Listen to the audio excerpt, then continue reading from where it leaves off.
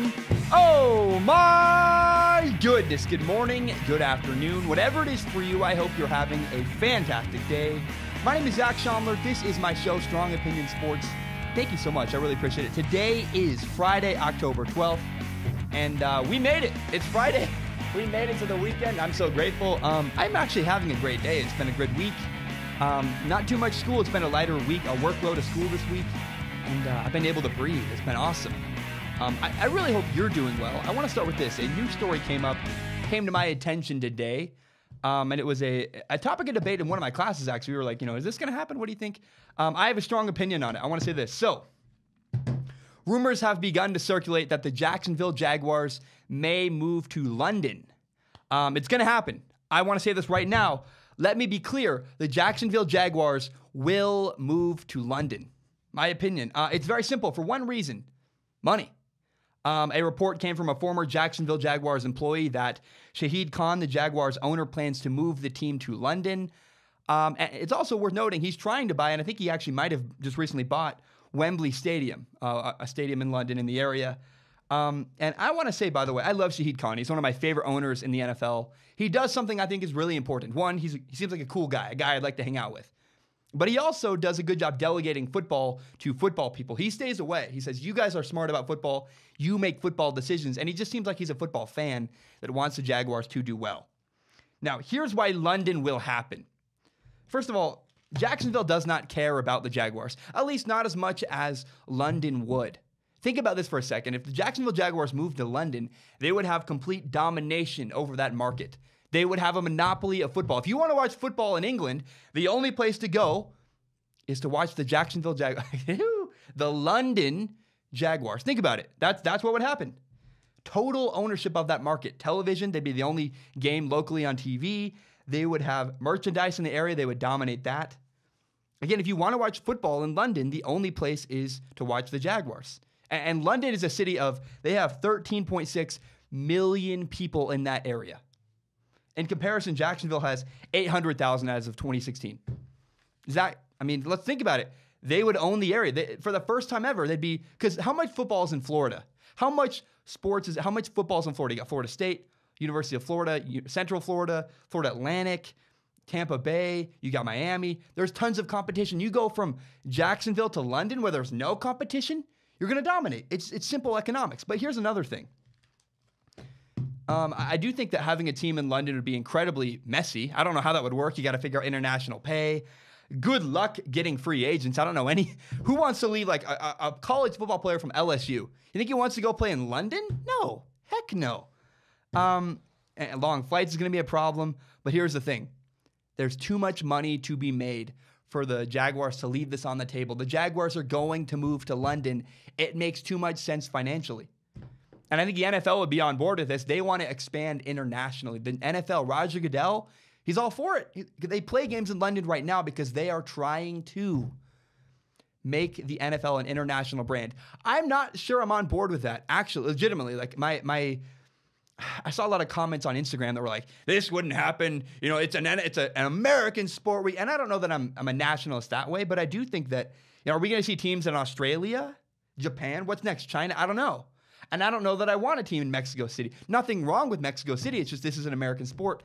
And it would be weird to me to have the NFL move internationally, but I think could that happen? I don't know. But what I do know, and I'm very confident would happen, the Jacksonville Jaguars to London makes far too much sense economically. There's too much money to be made by moving the Jaguars over there for it to not happen. And I do believe, if you ask me, the Jacksonville Jaguars are going to move to London. All right, we have a great show today. I'm really, really excited.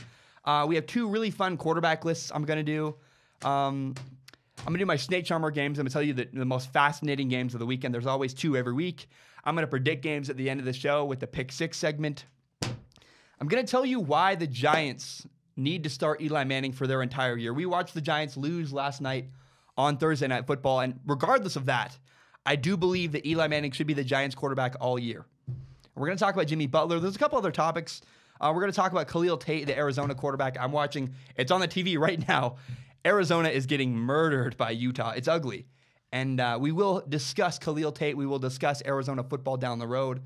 I want to remind you, you can subscribe to Strong Opinion Sports on iTunes, on SoundCloud, and on YouTube. You can find the full entire hour-long podcast on YouTube, as well as my best, most interesting clips, and help me grow by telling your friends about the show. Share it on Facebook, Twitter, Instagram, whatever it is. I'll be quite honest, man. My numbers are not where I wish they were. I want more people to listen to this show, and you can help me with that. Please do. I get comments that are like, man, you deserve so much more. If you believe that, please tell your friends. Share it. I mean, help me grow. I really think that I put out an amazing product, and I would love your help growing this podcast. So, growing up, there were 5 quarterbacks who inspired me. And growing up, I mean, as late as high school, I mean, there were 5 quarterbacks that I've always looked up to and always really respected and admired. And I want to talk about them. I'm going to kind of rant. Rant's not the right word, but I'm going to just share my heart because I've been really thinking about quarterbacks a lot this week. And Drew Brees, Tom Brady, Russell Wilson, Aaron Rodgers, and in fact, Baker Mayfield have just incredibly inspired me throughout my entire life. And I want to talk about that because it matters to me. This is a really personal thing that I've loved. And the first one for me is Drew Brees. Drew Brees, the Saints quarterback.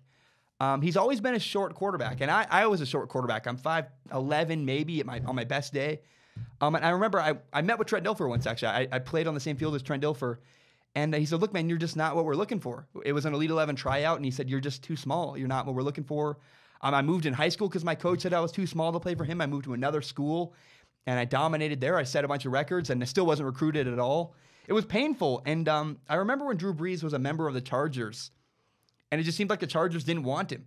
He hurt his shoulder. They had Phillip Rivers. They drafted Phillip Rivers for whatever reason, and I just think it's so cool that Drew Brees continued to believe in himself, and he overcame that fact that people did not believe in him. And Drew Brees, you forget, he was a second-round pick, maybe the greatest quarterback. He's arguably, I don't think he is, but Drew Brees is arguably the greatest quarterback of all time, was not a first-round pick, was not highly believed in. And I just think that's so cool. And another thing I want to say, man, I've really studied Drew Brees' mechanics. The way he throws a football, when you're growing up, they used to tell you got to separate. It's really important to separate the ball. And Drew Brees does that to a T. He's got incredibly good mechanics. I've always been really highly inspired by that. I love Drew Brees. He's one of my favorite quarterbacks. And always a guy I looked up to. Read his book growing up. It's fantastic. The next quarterback that always really inspired me was Tom Brady. Talk about a guy nobody believed in. I mean, and I've been there. Look, I remember when I first started making videos, all my friends, a lot of people I knew, my ex-girlfriend even was like, you're a loser. What are you doing with your time? And I really thought I could make it. I believed in myself. And now look where I am. I think I make an amazing product I'm really proud of. And I've done a lot of cool shoots. I worked in LA, worked for Pac-12 Network, a lot of stuff. And so when people didn't believe in Tom Brady, that resonates with me tremendously. But here's what's the most cool about Tom Brady. He's not a great athlete. In fact, he's a really less than average. He's a mediocre to bad athlete. He's got average arm strength, and nobody wanted him. And despite that, because of Tom Brady's sheer will, his work ethic, he's just more dedicated than anybody else in the NFL.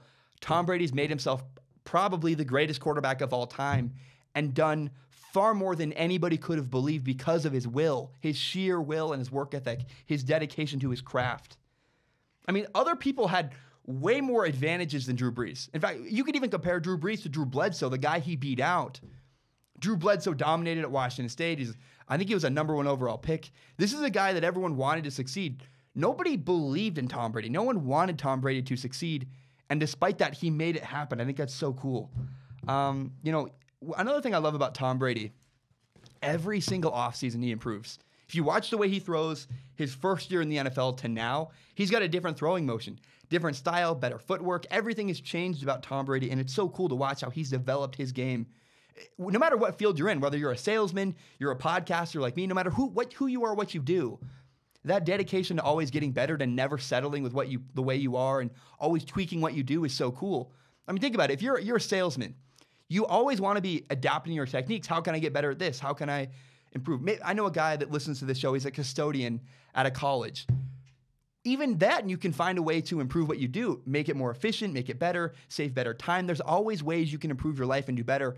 And so watching Tom Brady consistently tweak his game, never settle for the way he is now and always trying to get better, just tremendously improves me. And there's one more aspect to Tom Brady that I think is so cool.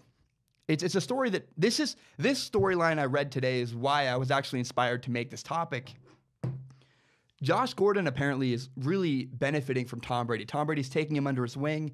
trying to help the guy learn about life and get better as a football player.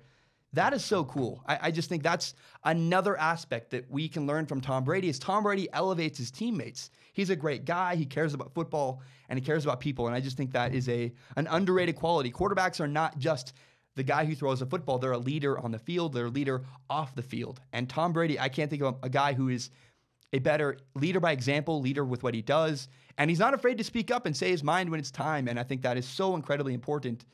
And we're going to watch, I think Josh Gordon, his career is going to be revitalized with Tom Brady.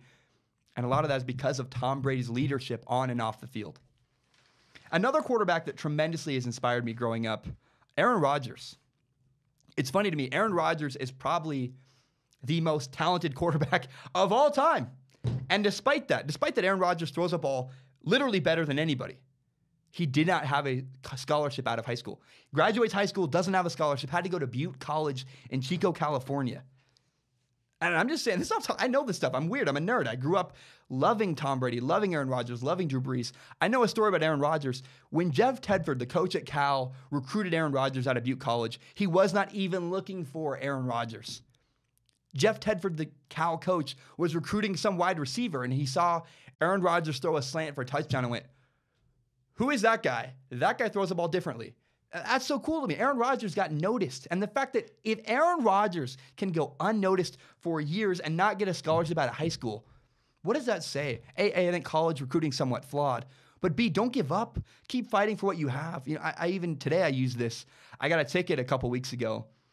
And what you have to do at my college is you have to turn in a ticket within 10 days to appeal the process. I think I got a really unfair parking ticket. I tried to appeal it, and they're like, well, it's past 10 days. There's nothing you can do.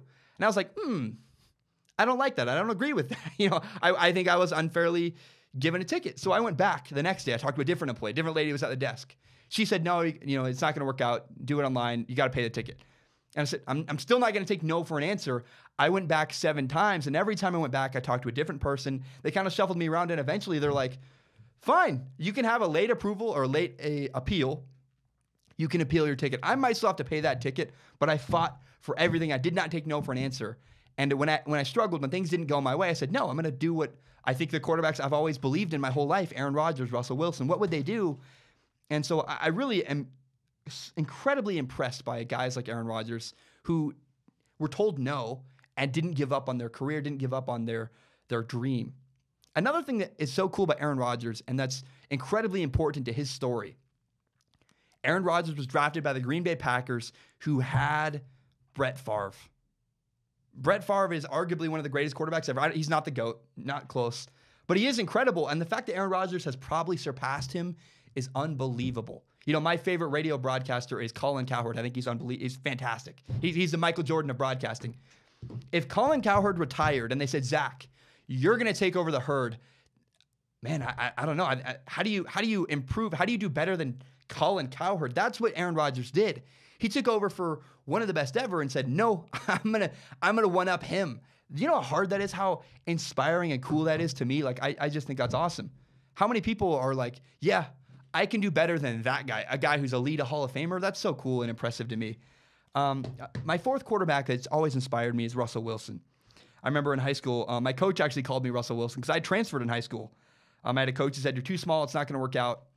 And I moved. My family moved. We lost our house anyways. We moved to a mobile home in Vancouver, Washington, so I could play for a different high school. I set records there, made the playoffs twice. It was incredibly vindicating for me. It's like, you're wrong. And it meant a lot to me to watch Russell Wilson when I was in high school.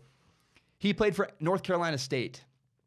And he played baseball. He played 2 sports, and I think he played a amateur baseball. He did something with baseball, and NC State said, we don't want you back as our quarterback. In fact, I think they committed to Mike Glennon at the time.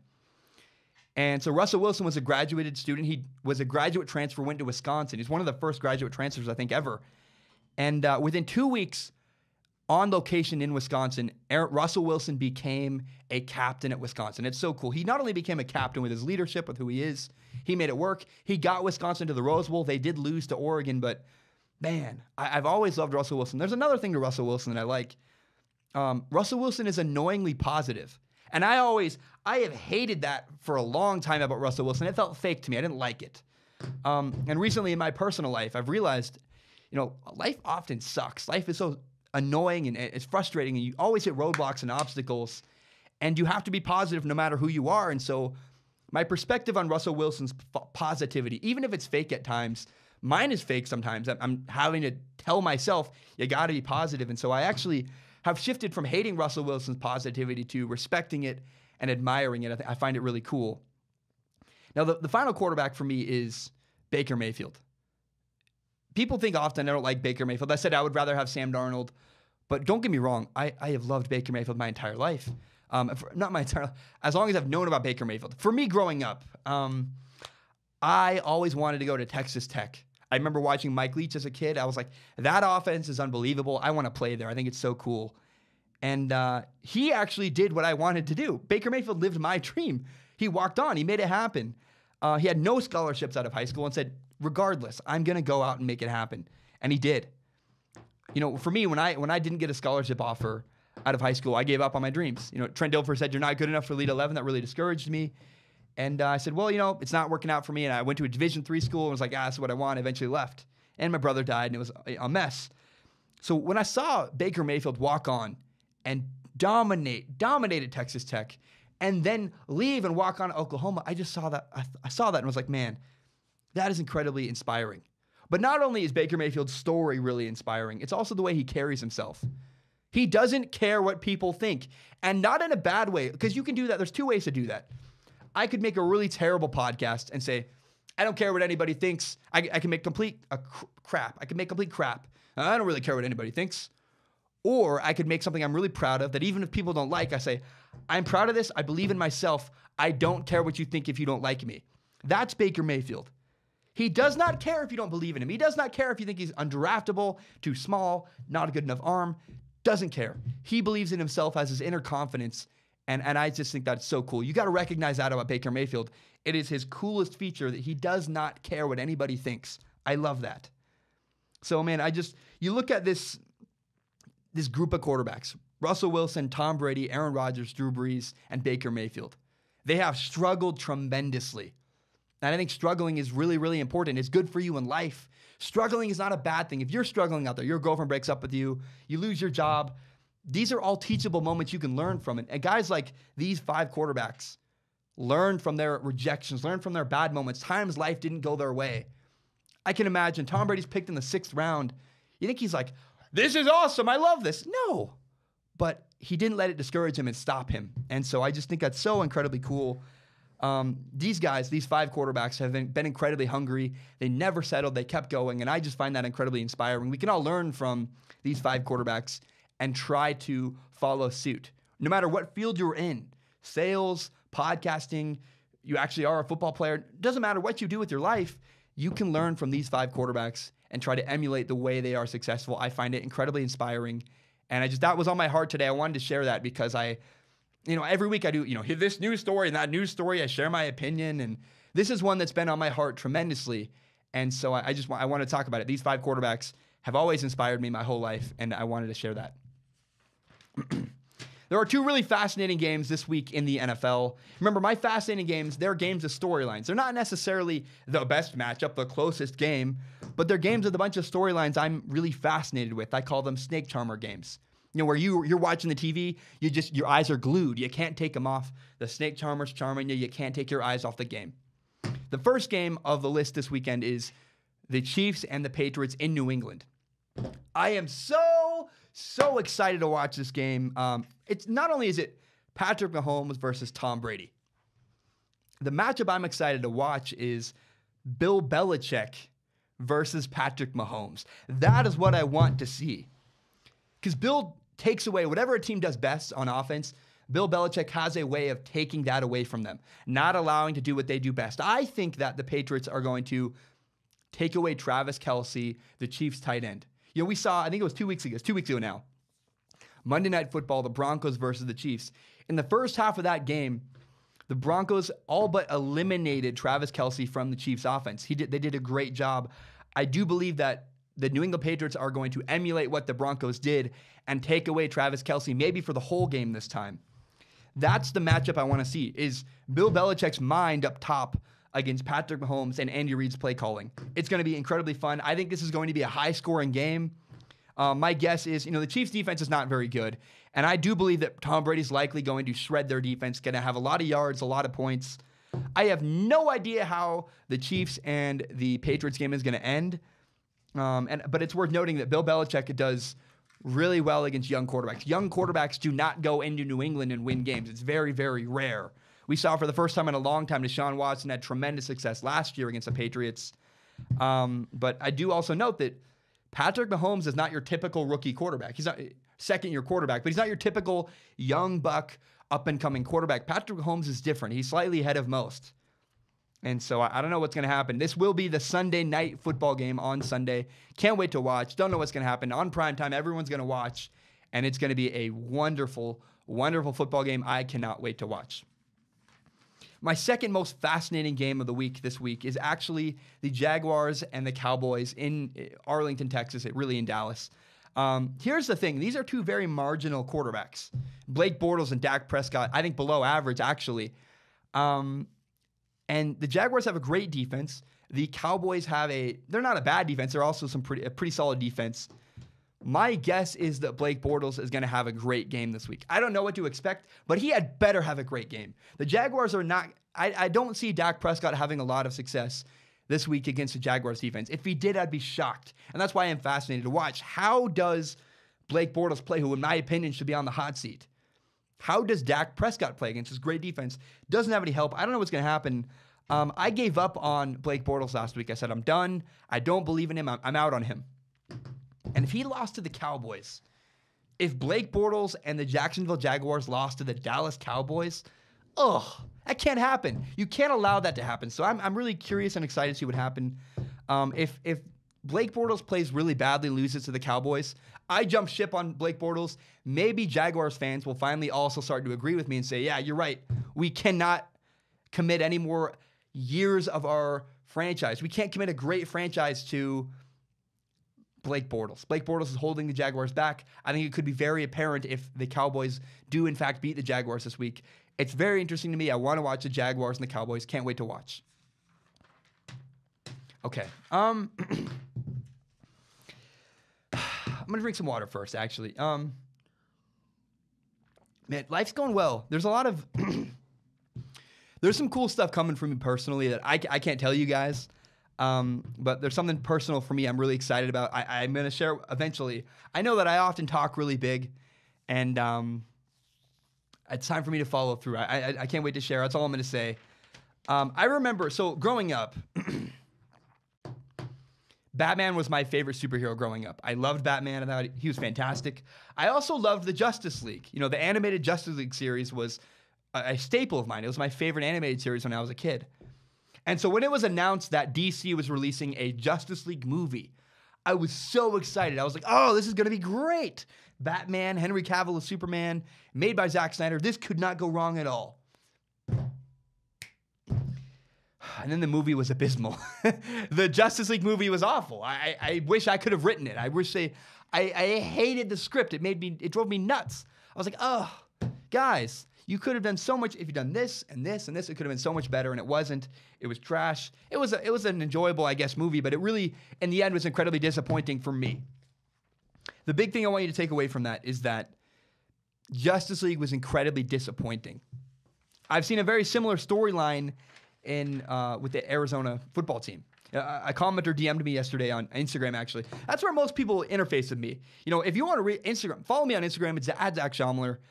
That's where I do most of my... Sure, I don't go on Twitter. I don't really use Facebook. I have a Facebook for Strong Opinion Sports, and I actually have a Facebook for an Instagram for Strong Opinion Sports. I don't use any of them. I use my personal Zach Schaumler Instagram. That's how you can get in touch with me. I do enjoy hearing from you guys. A guy DM'd me asking me about Khalil Tate, the Arizona quarterback.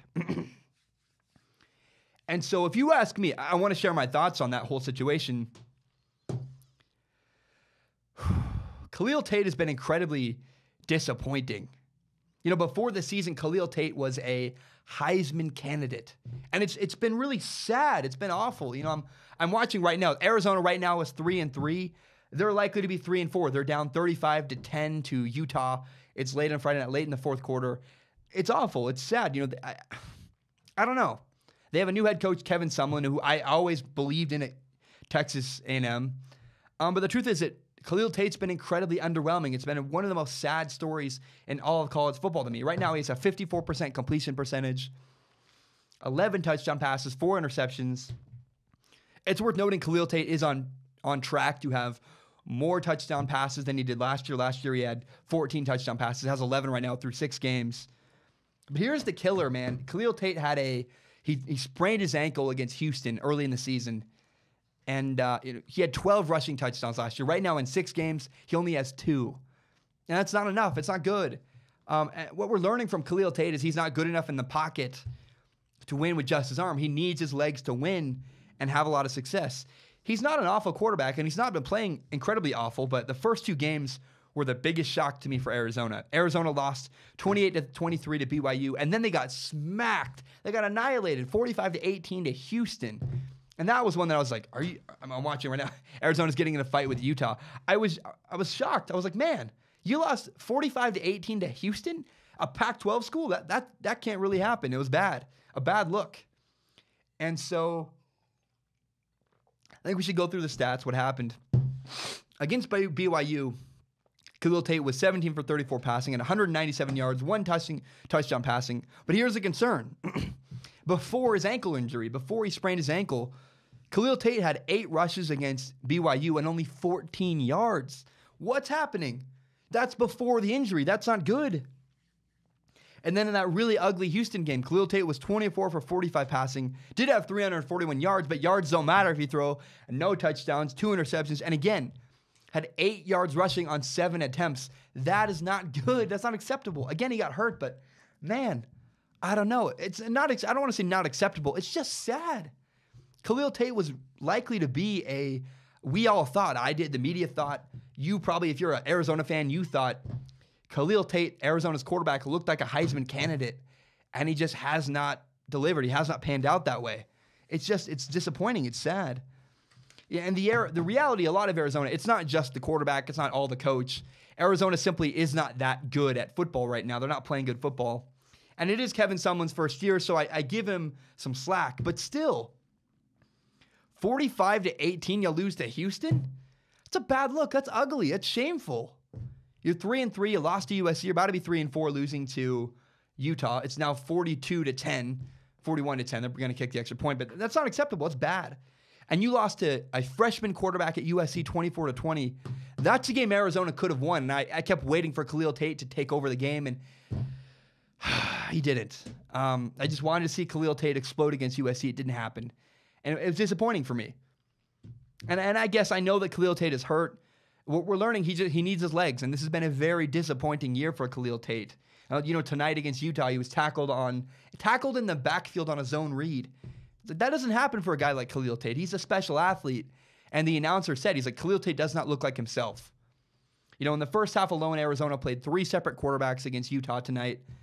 And it's not good, man. It's really, I think, the most disappointing storyline of all of college football right now has been Khalil Tate and the Heisman level expectations. He was on magazine covers. He was highly talked about. And Khalil Tate has just not delivered and not performed. A lot of it's because of an injury.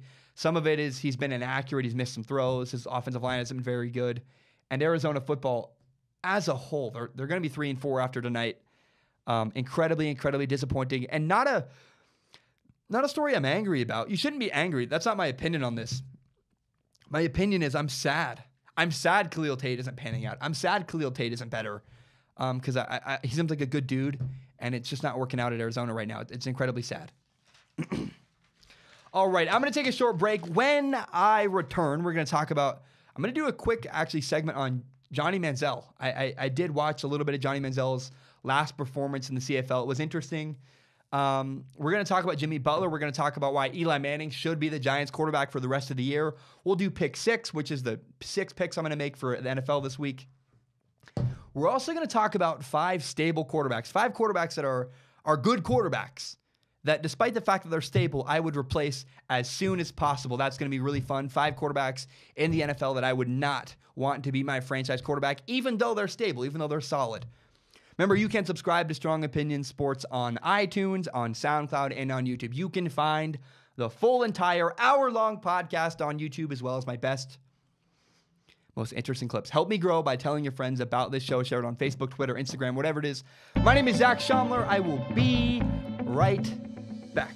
All right, we are back. Thank you so much for tuning in. I got to say, this show is probably not going to post until after midnight tonight. I got a little bit of homework I got to work on tonight after recording the show.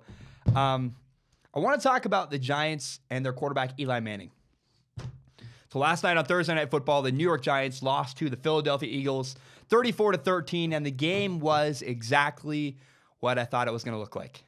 The Giants looked awful, and Carson Wentz did not look 100%, but he did improve. He had his best game, I think, of the year. And my takeaway from this game is that the Giants look awful up front. On offense, on defense, both sides of the ball, they do not look very good. They struggled to get after Carson Wentz. They had no pass rush on defense. And on offense, they could not protect Eli Manning. They could not stop the Eagles' pass rush. Now, Eli looked bad. A lot of this is because of their offensive line. And it's hard to look good when your offensive line is bad. I don't like defending Eli Manning. It makes me feel incredibly weird because I was so hypercritical of him this offseason. But it is hard to play elite-level quarterback when your offensive line is terrible. And a guy like Eli Manning, who is declining as an athlete, he looked off, and it's hard to be on. It's hard to be dialed in when you have pressure immediately. You don't really get a fair chance. But Eli Manning did look bad. Now, Odell Beckham Jr. had very little impact for the Giants last night. He had 44 yards on 6 catches, no touchdowns, and his longest catch was only 12 yards. Take away what you want from that. I think here's the thing that I want to say about the Giants. The Giants' rookie running back, second overall pick, Saquon Barkley, was incredible. He looked like a Hall of Fame running back. He was ridiculous. He had 130 yards rushing. He had 1 touchdown. He also had 99 yards receiving and 9 catches. He was the Giants' leading rusher and the Giants' leading receiver. Get that? I mean, it's here's my thing, man. Saquon Barkley being drafted by the Giants was bad for everybody. Nobody won when Saquon Barkley was drafted by the Giants. Saquon Barkley lost. He would benefit from having a good team around him. You're wasting Saquon Barkley's season, because if he played with a quarterback or a team like the Patriots and Tom Brady, or the Packers and Aaron Rodgers, he could make a real difference. But when you have a team that's incredibly bad, you can't make a difference at running back. They don't win games. I've said for a long time, there are 4 specific things you need to win games in the NFL. You need a good coach, you need a good quarterback, you need an offensive line, and you need a defense. You need good at all of them. Notice I did not say you need a good running back. I did not say you need a good wide receiver, because you don't. You can win without a good running back. You can win without great receivers. Saquon Barkley's proof that running backs aren't really effective if you want to win games. Look at Ezekiel Elliott. Ezekiel Elliott might be the best running back in all of football. Cowboys aren't winning a lot of games, and the Giants are now, they're 1-5. Hello? Like, what else do you need me to say? That Saquon Barkley isn't winning games. He's not enough for the Giants. And it's really interesting to me. I mean, the Giants offense had 401 yards, and Saquon had 229 of them. He's not enough. It doesn't matter. And here's why I think Eli Manning should start the rest of the year. You do have really good pieces here's the thing. Everyone says the Giants have great pieces. I don't know that that's true. They have Saquon Barkley, a good running back, and they have a good wide receiver.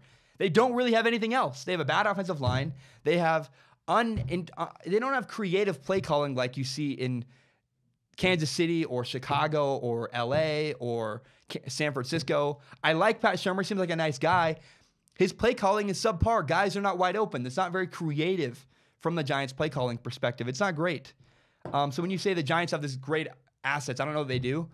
But what I do know is that Eli Manning should start the rest of the year for the Giants. Here is my case. You get 2 birds with 1 stone. I think if I'm a Giants fan, I want the Giants to tank. The Giants need to draft a quarterback next year. Eli Manning's not cutting it. I want Justin Herbert if I'm a Giants fan. I want Justin Herbert, the quarterback at Oregon, to be my quarterback next year. How do you make that happen? You have to suck. You have to be awful. And you know how you're going to be awful? If Eli Manning plays quarterback, you're going to be awful. I know that's weird to say, but it's 2 birds with 1 stone. You get to honor Eli. What you don't want to do is let Eli, probably going to retire at the end of the year. Let Eli finish this year. You don't bench him. You let him go with some form of dignity, whatever he has left. Let Eli Manning play the rest of the year. You don't make anybody mad. Whatever. You let it play out. They're not going to win a lot of games. They're probably going to have a number 1 pick, number 2 pick, 3. They're going to be in the top 10 with draft picks. They have a chance to draft Justin Herbert if they do that. I really think the Giants should let Eli Manning play the rest of the year. Let him finish the year. You honor Eli. You're going to suck. You'll get a good draft pick. Everybody wins. And so if I'm a Giants fan, I want my team to play badly. I don't want to try to play the backup quarterback. I don't want to try to win games. Losing games is the best thing the Giants can do right now because they need a new quarterback. They need to reset and rebuild. So if I'm a Giants fan, I'm not calling for Eli Manning to be benched. I'm like, no, please, play Eli the rest of the year. We're going to suck for Herbert. We're going to suck really badly, and we're going to get a really good draft pick because you're not going to win games with Eli. It's not even all about Eli. The simple fact is the offensive line is not good enough in New York to win games with a quarterback who's immobile like Eli Manning. That's okay. Let it happen. Let it play out. The Giants are going to go 3-13 or 2-14, and everybody wins. The Giants will get a really good quarterback, and Eli Manning does not get disrespected and benched at the end of his career. So it's good for everybody. Hopefully Eli Manning just retires at the end of the year. If he doesn't, screw him. He's not winning games. It's time to move on. But rather than being impatient and moving on now, how about you play Eli the rest of the year and you suck because you want to get a good draft pick and get a good quarterback down the road? Eli Manning should start the rest of the year for the New York Giants. Okay, let's move on. I want to talk about Jimmy Butler. Jimmy Butler needs to play with LeBron. That's where I'm going to start that. Here's why. 3 weeks ago, Jimmy Butler requested to be traded from the Minnesota Timberwolves. It was weird to me. I didn't understand. I was like, you got Karl Anthony Towns, you got Andrew Wiggins. Why would you want to leave Minnesota? And I started looking at timelines of, there's multiple articles like, this is the timeline of the Jimmy Butler situation. And I looked at him. And so if you go back, in 2011, Jimmy Butler was drafted by the Chicago Bulls. And in May 2015, the Bulls fired their coach, Tom Thibodeau, and they got a new head coach. In December 2015, later that same year, Jimmy Butler criticized the new head coach, Fred Hoiberg. So, lost his head coach, didn't like the new Bulls head coach, and then in 2016, Tom Thibodeau, Butler's old coach, was hired by the Minnesota Timberwolves to be their new coach. So in 2017, in January 2017, is when things really started to devolve for the Chicago Bulls and Jimmy Butler. Jimmy Butler began to criticize his teammates, saying, we need more. Him and Dwayne Wade, his former teammate, were both like, our teammates need to play with more effort. We need more from you guys. Well, later that year, June 2017, on draft night, the Bulls traded Jimmy Butler to the Minnesota Timberwolves, said, we're done with you. Go to the Timberwolves. And I was excited. I was like, nice. You get to reunite with your old head coach. Ultimately, Jimmy Butler got to team up with Karl Anthony Towns and Andrew Wiggins. Seemed like Minnesota might have had a good big three going. I was kind of excited for that. But in November 2017, later that year, now with the Timberwolves, Jimmy Butler again criticized his teammates, said they were not doing enough. He challenged them to play harder. And so what's the consistent thing we've seen? We've seen now Jimmy Butler does not get along with his teammates. He's always asking for more from them, and they're not delivering. Makes me wonder, is it Jimmy Butler's problem or is it Jimmy Butler's teammates' problem? Who really has the issue? I don't know. Well, on July 13th, 2018, now this year, the Timberwolves offered Jimmy Butler a 4-year deal worth $110 million, an extension that he turned down. And he said he wanted more money, but that's at the time all that the Timberwolves could offer him. Now, first of all, I wish I was in a position where I could turn down a $110 million contract. That amount of money seems like, geez, I mean, you're done for the rest of your life if you get that much money.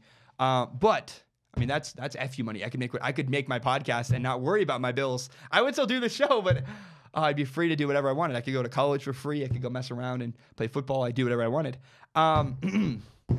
So in the summer of 2019, when he does become a free agent, Jimmy Butler will have the option to be offered a bigger contract, 5 years, $188 million. But he's going to be a free agent. And I think when Jimmy Butler becomes a free agent, he should go to LA. He should go play with LeBron James. 3 weeks ago, Jimmy Butler made a trade request to get traded away from the Minnesota Timberwolves. And 3 days ago, he reaffirmed it. He went back to practice for the Timberwolves, but he said, I still want to be traded. He's frustrated with his teammates. And when he requested the trade, Andrew Wiggins' brother, one of his teammates, actually tweeted, hallelujah. He was excited.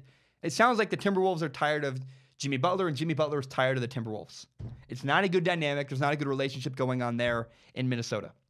Now, 2 days ago now, October 10th, Jimmy Butler led the third-string players with the Minnesota Timberwolves in a scrimmage to beat the starters. He led the backups to beat the starters in a scrimmage, and he was fired up. He was angry. He was yelling and swearing at teammates. Wojnarowski reported that he dominated the gym that day. That's a quote from Woj. And he yelled at the general manager, Scott Layden. And he said, "You blanking need me. You can't win without me." And, I keep looking at this Jimmy Butler situation. I think, go to Los Angeles. Get out of Minnesota. Go to L.A. Because we have a common reoccurrence with Jimmy Butler. He says his teammates aren't doing enough. And, if you want teammates that are going to play really hard, go play with LeBron. Then you can't complain about your teammates anymore. If you play with LeBron, you can't complain about it. But that's not going to say it would work. I'm not convinced that Jimmy Butler in LA would work. It would just be interesting to me. Jimmy Butler, I don't know. His teammates don't appear to like him. And first of all, that's bad leadership. You can't go around always calling out your teammates. What that tells me is a guy who's not great in a locker room. I don't know that Jimmy Butler would be great in a locker room. And I don't know that he'd be great with LeBron James. We know that LeBron James, here's a nice way to put it. LeBron James tends to pace himself early in the regular season. And maybe Jimmy Butler would be frustrated with that. So I don't know what's going to happen. But I do know my question is it really Jimmy Butler? Is Jimmy Butler the issue, or is it his teammates? I wouldn't be surprised if Jimmy Butler's teammates really were the issue. I mean, he had bad teammates in Chicago. They had a bad organization there. And Karl Anthony Towns, he's a guy that streams Fortnite during the NBA regular season. Like the night before a game, he was streaming Fortnite. I'm like, I don't know. That's a guy who's incredibly committed to his craft. Who knows what you do with your personal time, but don't stream it. Don't make it public. And so I'm just really curious what's going to happen with Jimmy Butler. I don't know that he's not a great teammate. Like that's apparent to me. You don't keep calling out your guys and just furthering that bad relationship. If I was in a group project and I just kept calling my group out, they're not doing enough. They're not any good. Everyone's going to hate you. No one wants to work with you because you do have to still work together. And so I don't know what's going to happen with Jimmy Butler. If I'm him, I finish the year, I sign as a free agent with LA, and then you're not going to complain about your teammates anymore. You can win a lot of games. But I don't know that Jimmy Butler is the best matchup for LA. I don't think LA wants Jimmy Butler. They'd rather have a guy like Klay Thompson or, what's his name? The eyebrows guy. I can't blank on his name right now. But I do think that Anthony Davis, there we go. But if I'm Jimmy Butler, I want to play with LeBron. I want good teammates. And so we'll see, how much of Jimmy Butler is wanting more money and how much of Jimmy Butler is, I'm going to walk the talk. I'm going to follow up with what I say. If he wants great teammates, Jimmy Butler will, in fact, go play with LeBron James this offseason. We'll find out. But does he follow through with what he says? We'll find out. Really curious to watch that situation develop. Johnny Manziel is improving. Johnny Manziel is a quarterback in the Canadian Football League. We know his past. We know his struggles. Johnny Manziel is improving. I watched his most recent game for the Montreal Alouettes. He's getting more comfortable playing from the pocket. Here's my thing. I don't know that Johnny Manziel is an NFL quarterback. I really don't think he is. But he has always scrambled. He's always left the pocket really early. Never been a guy to sit comfortably in the pocket. What I saw from Johnny Manziel's last game was a guy who was stepping up, sliding around in the pocket, creating lanes. Rather than bailing immediately and running away, he's learning how to work within the pocket. That's a new development for Johnny Manziel. I think Johnny Manziel left college before he was fully developed, before he was really ready to enter professional football. And we're finally seeing Johnny Manziel develop and get better. It's really cool. I still don't think he's an NFL quarterback, but I want to compare Johnny Manziel to Trace McSorley. I think Trace McSorley is a better quarterback than Johnny Manziel. And I do believe Trace McSorley the Penn State quarterback, should go to the Canadian Football League. He's not a good enough athlete to play his style of football in the NFL. But Trace McSorley's athleticism does translate to a lower level like the Canadian Football League. I think Trace McSorley could be a long, dominant quarterback in Canada. And so I don't know, man. I just noticed, I was watching Johnny going, what that looks like is a less refined version of Trace McSorley, the Penn State quarterback. So I think Trace should go to the CFL. And it's worth noting, Johnny Manziel is really improving. Johnny Manziel's playing better. He's learning how to win in the pocket. He's throwing solid passes into tighter windows. And he's really maturing as a quarterback, and it's fun to watch. He's not an NFL quarterback, but he is getting better at the position, the craft of playing the position quarterback.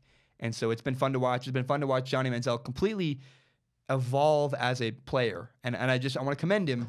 Good job, Johnny. You're learning how to play from in the pocket, throw good passes, win from in the pocket. That's a huge step in the development of a quarterback, especially for a guy who does have athletic ability, can run.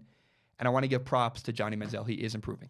So, I just thought it was worth mentioning. Johnny Manziel is improving. I like the guy. I'm going to take a short break. My mouth needs a break. When I return, we're going to talk about 5 stable quarterbacks that I would replace. If I was an NFL general manager, I would move on from them. I would replace them.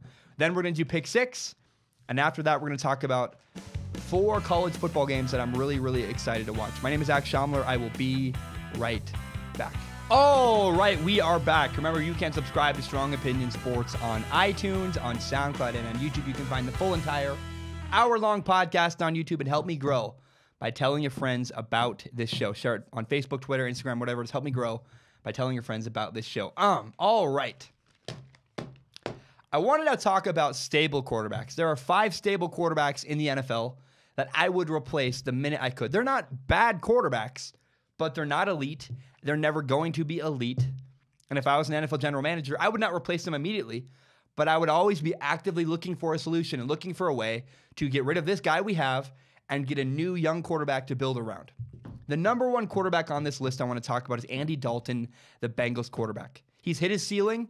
It's not enough. He's not good enough. He's not great in big moments. And what Andy Dalton does that drives me nuts, he makes far too many boneheaded, questionable decisions that I'm just like, what in the world are you doing? He has bad games.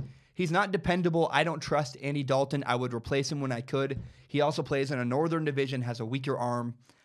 Nah, I'm good. I would move on from him. Another quarterback that is stable, but I would replace as soon as I could is Ryan Tannehill, the Dolphins quarterback. I keep waiting for this guy to deliver, and he doesn't. It's just not happening. He's got an average arm. He makes marginal decisions. He's very average at reading defenses. He's mediocre, and I would replace Ryan Tannehill as soon as I could. Blake Bortles is a guy with the Jaguars quarterback that I gave up on Blake Bortles. I would move on from him as soon as possible. He struggles throwing the football. It's weird. I've never seen a guy struggle more with confidence, struggle more with throwing simple completions. I mean, you watch every year, he messes with mechanics, and he's always like, he drops the ball really far low, and he just has he does not look like a guy who's confident throwing the ball. It's like, why would you play quarterback? You can't even throw. What the heck, man? Oh, and by the way, he struggles at reading defenses. He's got like a blind spot for linebackers over the middle. I'm done with Blake Bortles. I would move on as soon as I could. I love Case Keenum, the person, but Case Keenum is not a good enough quarterback to live up to the standard of the Broncos. If the Broncos want to win playoff games, they got to move on from Case Keenum. I like him. He's an awesome guy. He's just far too limited. I remember watching the Chiefs and Broncos game on Monday Night Football 2 weeks ago, and he just couldn't deliver at the end of the game when you needed him to against a bad Chiefs defense. And that's Case Keenum in a nutshell. He's fine. He's serviceable, but he's not enough if you want to win Super Bowls, and so I would move on from Case Keenum. The 5th quarterback on this list is Dak Prescott. He's not accurate. I mean, he says all the right things. He looks good. He's got great in interviews, but he struggles at reading defenses. He's not accurate enough. And I'm growing impatient. I know that Dak Prescott doesn't have a lot of help in Dallas, but I don't care. I would move on. I say, you're not enough. I want a good quarterback. I want a guy who could potentially dominate the NFL.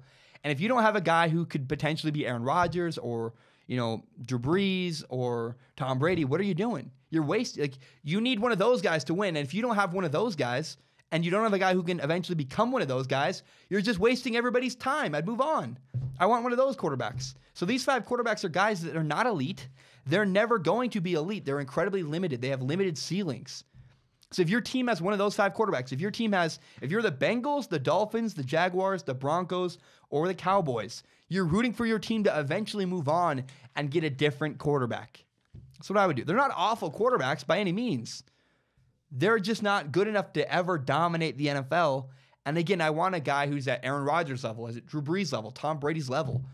Those guys don't ever have that in them, and so I would move on. I'd get over them. Now, there are 3 quarterbacks that are not on this list that I did consider. The number 1 quarterback not on this list, of course, is Eli Manning because he's not stable. This is a list of stable quarterbacks that are fine. He's not stable. He's not enough. He's not a guy. Eli Manning, I think it's too obvious, needs to be replaced. I've said over and over again, I don't want to beat you guys, to death with that one. Another quarterback I did consider putting on this list is Marcus Mariota, the Titans quarterback. The reason why he's not on this list is because he's too young. I think it's just still too early to know. He's not exciting. I don't like what I've seen from Marcus Mariota, but he is still improving. He's only 24. I give him another year or two before I just completely pull the plug on him. Now, Alex Smith is a quarterback I thought long and hard about. In fact, I started writing this list, and I had to scratch his name off. I said, you know what? I don't think Alex Smith should be on this list because, I mean, this is a guy. Alex Smith is a guy who's won playoff games. He's got the best arm of all the quarterbacks I've named on this list. Alex Smith has the best arm. He's got elite level arm strength. He can throw the ball great downfield. He's highly accurate. Now, all that being said, he is incredibly safe, and it's frustrating to watch Alex Smith because you're like, dude, let it rip. Use your God-given talents, and please throw the ball a million miles deep. I don't know what you're doing. You're checking down. You're not taking risks downfield. It's frustrating to watch, but I still would not replace Alex Smith because he might be limited. He might be safe, but I don't know that limited is the right word. Alex Smith might be a safe quarterback, but he's not a limited quarterback. He's 34 years old. I think 34. I don't know that for sure, but he's still got good years of football left. And in fact, I think that Alex Smith could still have his best years ahead of him. Quarterbacks have changed. We've seen, Tom Brady's 41, Drew Brees is older. Quarterbacks can play for longer than ever now. So I think that Alex Smith not only has good years of football left, I think Alex Smith might actually have his best years of football ahead. I would not replace Alex Smith if I was the Washington Redskins. Despite his issues, I do think he's improving. I think he still has good football ahead of him.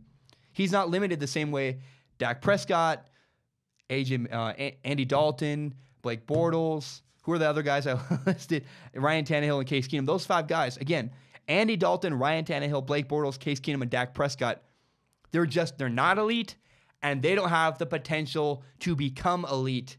And so therefore, I think, what are you doing? You're wasting your time if you have a quarterback that can eventually become the next Aaron Rodgers, the next Tom Brady, the next Drew Brees. You're wasting everybody's time, and it's not worth it. So I would move on from those 5 quarterbacks. Let's do pick 6. What I do this every week. These are the 6 college games. Let's do pick 6. Pick 6, I pick 6 NFL games every week. That are the games I love. This week I have the Patriots and the Chiefs. I am picking the Patriots to win. You have the older, wiser Patriots at home. The Patriots keep improving. I do like them. Bill Belichick is a defensive genius, and I think it's going to catch up to Patrick Mahomes. Young quarterbacks struggle against Bill Belichick. The Chiefs are also 5-0. I don't think the Chiefs are going to keep that up. And so, math says that their 5-0 run is going to eventually end. I think the Chiefs, this is where it ends. I think the Chiefs do lose to the Patriots, and then they're going to go on to win a couple more games. So I think they're going to come back down to earth briefly. This is what's going to happen against the Patriots on Sunday. I think the Chiefs are going to lose. The Patriots are going to win. The Jaguars and the Cowboys. I am picking the Jaguars to win. They have a better defense. Dak Prescott has no offensive weapons. I think it's a close game, but I think the Jaguars win, and Blake Bortles bounces back from his bad performance last week against the Kansas City Chiefs. The Ravens and the Titans in Tennessee. I am picking the Ravens to win. It's simple. The Ravens are coming off a loss. So are the Titans. The Titans lost 13-12 to the Bills. That's embarrassing. The Ravens lost 15-12 to the Browns in overtime. You could argue that's embarrassing too, but both of these teams have good defenses. But the Ravens have the edge. They have a slightly better quarterback, a slightly better coach. So I'm picking the Ravens. I think Joe Flacco needs to wake up and needs to play better, but I do think he will. I think the Ravens are going to beat the Titans on Sunday.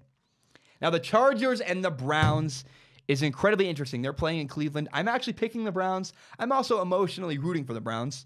I just think the Chargers are a spotty team. I don't trust the Chargers. I think the Browns are underrated. They're playing really good football. I think the Browns actually are a playoff team. They're going to beat the Chargers at home. They run the ball really well, which is a Chargers' weakness. And Baker is giving the Browns really solid quarterback play, and the Browns have a great defense. I'm picking the Browns to beat the Chargers on Sunday. Now, the Steelers and the Bengals. It doesn't even make sense on paper because the Steelers struggle on the road. The Steelers are playing this week in Cincinnati, but the Bengals are 4-1. I just don't buy it. My gut tells me the Steelers are going to beat the Bengals on Sunday. I wish I had a great analytical argument. I don't. My gut just tells me the Steelers are going to beat the Bengals in Cincinnati, and it could be ugly. It could be a blowout. My 6th game of the week I'm picking the Bears to beat the Dolphins in Miami. The Bears have an elite defense. The Dolphins do not have an elite offense that can keep up with the Bears. I think Khalil Mack is going to just pound Ryan Tannehill into the ground all week. It's going to be ugly. And I'm really excited to watch Mitch Trubisky. How does Mitch Trubisky play for the Chicago Bears? We shall find out. I'm picking the Bears to beat the Dolphins on Sunday. We also have a great weekend of college football coming up. We are going to learn a lot about college quarterbacks this weekend. We have UW playing Oregon, Washington playing Oregon. It's going to be a great challenge for the Ducks quarterback, Justin Herbert. I can't wait to watch. I hope Oregon wins. I hope Justin Herbert shreds the Washington defensive backs. I think it's going to be very interesting to watch. We're also going to watch LSU play Georgia.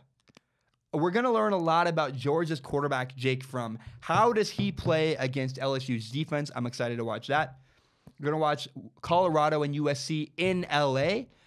Steven Montez, the quarterback for Colorado, I think is an NFL quarterback. Colorado's 5-0.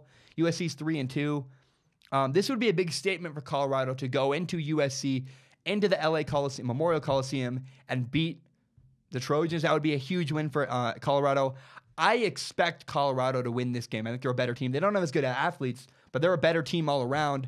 And I think USC's freshman quarterback, JT Daniels, is going to struggle a little bit against Colorado. So, what's going to happen is that Colorado is going to beat USC, and USC fans are going to freak out. They're going to Clay Helton's not good enough. Fire Clay Helton. Relax. Everybody relax. I expect USC to lose on Saturday. USC is going to lose to Colorado. It's okay. Don't overreact. Colorado has an NFL quarterback. I think USC does as well, but USC's NFL quarterback is much younger. He's in a true freshman year. USC is going to lose to Colorado. Don't panic. I expect it. Now, we're going to watch Missouri's quarterback, Drew Lock, play against Alabama. And he's going to lose against Alabama. First of all, it's going to be an ugly mess. Alabama's going to mop the floor with Missouri. And I just want to know, how is Drew Lock going to handle that loss? How does he take that? Does he take it in stride? Does he fight valiantly? Or does he keel over and give up? I don't know what's going to happen, and I'm just really, really excited to watch. How does Missouri's quarterback, Drew Lock, handle this Alabama game this week when they're going to get blown out and it's going to be ugly? So those are the games that interest me in college football this week. Guys, that is all I have today. I really tremendously appreciate you guys listening. Remember, you can subscribe to Strong Opinion Sports on iTunes, SoundCloud, YouTube. Help me grow. Tell your friends about the show. And I don't want to waste your time with that. Look, if you're a little over an hour into this podcast, I'm going to say, tell your friends, subscribe, yada, yada. You know the spiel. But it would mean a lot to me if you told your friends about this podcast. I'm trying to grow. I'm a college kid. My numbers are not exactly where I want them to be. We're growing. We're almost at 1,500, but it's painfully slow. And so if you like this show, please help me grow by telling your friends about the show. My name is Zach Schaumler. Thank you so much. I tremendously appreciate all of you. You guys are my favorite. You guys send me great messages on Instagram. It means a lot to me. So my name is Zach Schaumler. Have a great weekend. I'll see you guys again on Monday. Bam, we are done. Bye.